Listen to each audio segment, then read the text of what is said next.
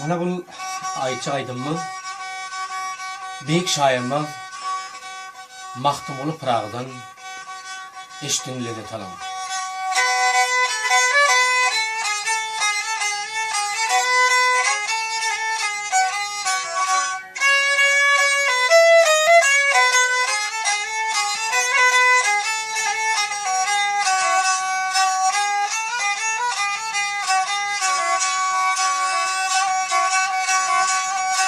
Merdovla bir mertten bolar gel gel gel, namerd asla merd olmaz. Gurdun gözünde ot yanar gel gel, ey şagal tilkiden gurd olmaz.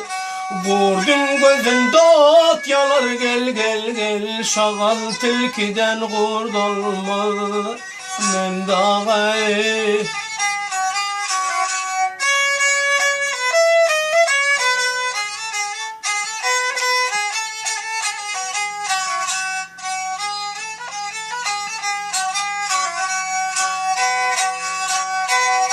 Söyle ha bilenin dilden, bülbül ayra düşte gülden.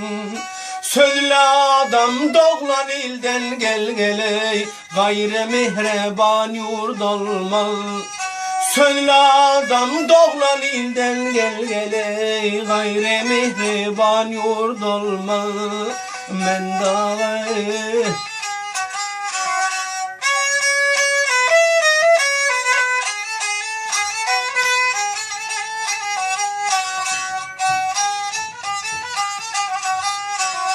Bu dünya acayip olsa, yerin yüzü nurdan dolsa.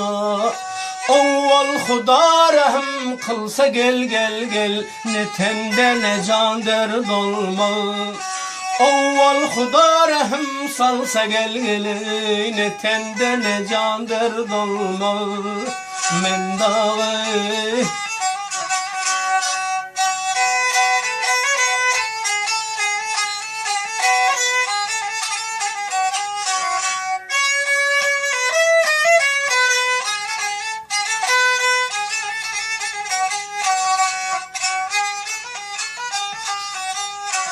Mahtum guli akıl hoşum, gölden akar gali yaşım. Mahtum guli akıl hoşum, gölden aktı gali yaşım.